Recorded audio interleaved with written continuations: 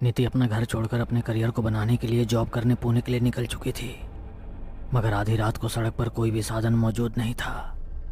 Bus stand भी एकदम सुनसान था।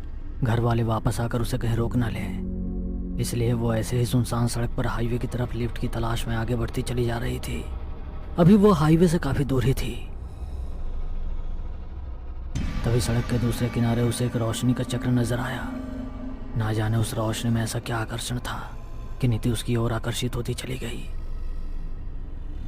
जैसे ही रोशनी के भीतर दाखिल हुई तो रोशनी का चक्र गायब हो गया था। उस चक्र के दूसरी तरफ बहुत ही डरावनी जगह थी। ना तो वहां दिन का वक्त था और ना ही रात का। शाम की लालिमा आसमान में फैली हुई थी। चारों ओर अंधेरा होने के बावजूद सब कुछ नजर आ रहा था। उस घने जंगल में पेड़ों पर लाशें लटकी हुई थी। उनके शरीर पर कीड़े रेंग रहे थे। कीड़ों के खाने के कारण बने हुए घाव से खून टपक रहा था। सड़ी हुई लाशों को अजीब से दिखने वाली पक्षी नोच कर खा रहे थे। जैसे ही उन पक्षियों की निगाह आज मैं आपको बताने जा रहा हूँ। तो वो लाशों को छोड़कर उसके आसपास मंडराने लगे। कुछ ने तो उसे चोंच भी मारी। उसे कुछ भी समझ नहीं आ रहा था कि उसके साथ ये क्या हो रहा है। डरते हुए वो आगे बढ़ी तो उसका पैर किसी चिपचिपी चीज पर रखाया। वो गिरती हुई बची। उसने झुककर देखा तो मांस का बड़ा टुकड़ा रखा हुआ था। अभी थोड़ी देर पहले तो वह सड़क पर चल रही थी। वो अचानक ये कौन सी जगह पर आ गई। डर के कारण उसका पूरा शरीर पसीना पसीना हो रहा था। वो जोर से चीख कर किसी को बुलाना चाह रही थी, मगर आवाज उसके गले में रुक गई। कोई भी आसपास उसकी मदद करने वाला नहीं था। अचानक ही उस मांस के टुकड़े में हलचल होने लगी और वो मांस का टुकड़ा एक भयानक जानवर में परिवर्तित हो गया। वो जानवर इतनी जोर से दहाड़ा कि आसपास के पेड़ पर सारे पक्षी उड़कर भाग गए। वो जानवर एक लाश को पकड़कर उसे नोचकर खाने लगा। उसके बड़े बड़े काले हाथ खून में सन गए। उसके मुंह से भी खून बह रहा था। उसने अपनी बड़ी बड़ी लाल आंखों से जैसे ही नीति की ओर देखा, नीति को लगा उसका अंतिम समय आ गया है। वो डरकर पीछे हटने लगी। उस जानवर ने भी अपने हाथ की लाश को दूर फेंक दिया और फिर वह धीरे धीरे नीति की ओर बढ़ने लगा। नीति को कुछ भी समझ नहीं आ रहा था। जैसे ही नीति और जानवर में कुछ फासला बाकी था, नीति ने डर के कारण अपनी आंखें बंद कर ली। कुछ पल के बाद जब उसने अपनी आंखें खोली तो एक बड़े से कमरे में कैद थी, जहां बहुत ऊपर बने एक रोशनदान से हल्की हल्की रोशनी आ रही थी। बाकी पूरे कमरे में अंधेरा था। वो गहरी सोच में पड़ गई। पहले सड़क से उस भयानक रास्ते पर आ गई और फिर वहां से इस काल कोठरी जैसे कमरे में आ गई। तभी दीवार के उस पार उसे कुछ हलचल सुनाई दी। वो तुरंत खड़ी होकर दरवाजे के पास पहुंची और दरवाजे को बजाने लगी। कौन है यहाँ पर? Please please save me. तभी दरवाजा खुलने की आवाज आई। सामने 2-3 अजीब से दिखने वाले लोग खड़े थे। उन्हें देखकर नीति की चीख निकल गई। कौन हो तुम और मैं यहाँ पर कैसे आई? डरो मत, हमारे साथ चलो। हमारी दुनिया में तुम्हारा स्वागत है। यह हमारी दुनिया है। यहाँ के राजा शैतान है और हम सब उसके गुलाम, और अब हम तुम्हारे भी गुलाम हैं। चलिए, महाराज ने आपको याद किया है। मेरे गुलाम? ये सब क्या है? कोई मुझे समझाएगा? ज्यादा समझने की जरूरत नहीं है, हमारे साथ चुपचाप चलो। वे लोग नीति को घसीटते हुए एक बड़े से काले दरवाजे के करीब ले गए। जैसे ही वे लोग वहां पहुंचे, दरवाजा अपने आप खुल गया। दरवाजे के करीब एक बहुत ही भयानक शख्स खड़ा था, जिसके सर पर 2 सींग थे। आंखों की जगह आग जल रही थी और मुंह के किनारों से खून बह रहा था। गले में हड्डियों की माला और बड़ा सा काला चोंगा पहने हुए था। वो अपनी भारी आवाज में जोर से चिल्लाकर बोला, ये हमारी मेहमान है और इसके साथ इस तरह बदतमीजी, जरा आराम से लेकर अंदर आओ।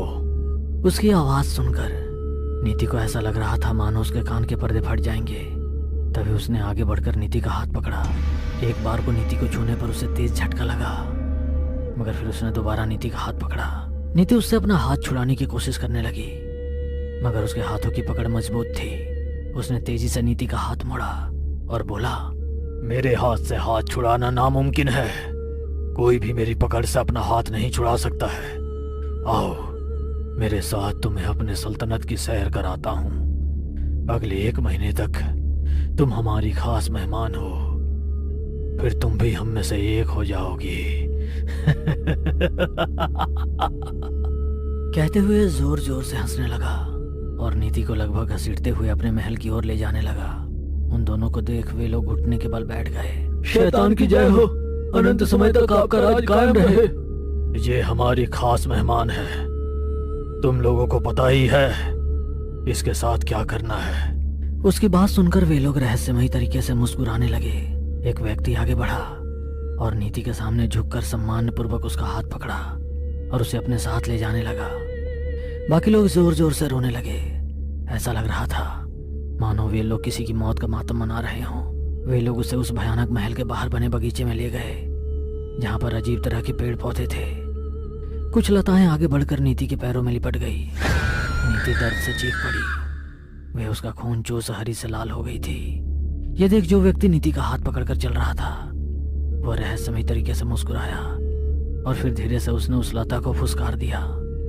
वे लताएं भी किसी आज्ञाकारी पालतू की तरह उस व्यक्ति की बात मानकर नीति का पैर छोड़कर वापस लौट गई।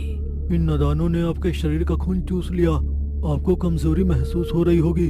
हमारे साथ आइए, स्नान के बाद आपको एक विशेष शरबत पिला देंगे, आपकी सारी कमजोरी दूर हो जाएगी। रानी सा को स्नान के लिए ले जाओ।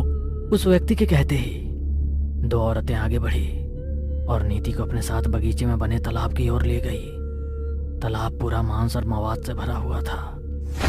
उसे देखते ही नीति को उबकाई आ गई। इतने शीतल मवाद के तालाब को देखकर भी आप मुंह बना रही हैं। इनके अलावा यहाँ पर खौलते हुए तेल, उबलता हुआ लावा और गर्म रेत के भी तालाब हैं।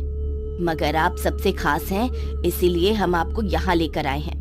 कहते हुए उस महिला ने इशारा किया तो साथ में खड़ी हुई महिलाओं ने उस मवाद को एक नरकंकाल किया खोपड़ी में भरा और उससे नीति का स्नान कराने लगी। नीति को खुद से बहुत घिन आने लगी। कुछ देर के बाद उसे वापस महल में ले गए। वहां पर उसका विचित्र कपड़ों और हड्डियों से श्रृंगार हुआ।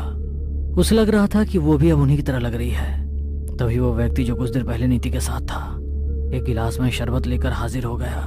आशा है स्नान कर कर आपको तरोताजा महसूस हो रहा होगा। लीजिए, आपकी खिदमत में इस दुनिया का सबसे बेहतरीन शरबत हाजिर है। कहते हुए उसने वो गिलास नीति की ओर बढ़ा दिया। नीति ने देखा तो उसमें खून भरा हुआ था। नीति ने शरबत पीने से मना कर दिया। जैसे ही नीति ने मना किया, जमीन पर अचानक बड़े बड़े कांटे वाले कीड़े रेंगने लगे।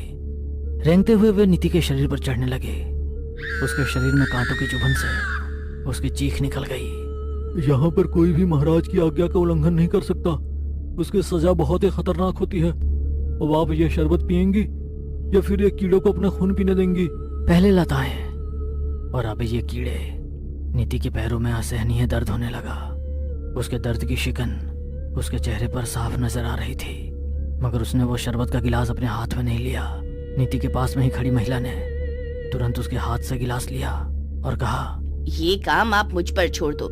इन्हें मैं जल्द ही यहाँ के नियम कायदे समझा दूंगी। गिलास देने के बाद वो व्यक्ति वहां से चला गया। उस महिला ने धीरे से नीति के कान में कहा, सिर्फ तुम ही हो जो हमें इस गेट से आजाद कर सकती हो।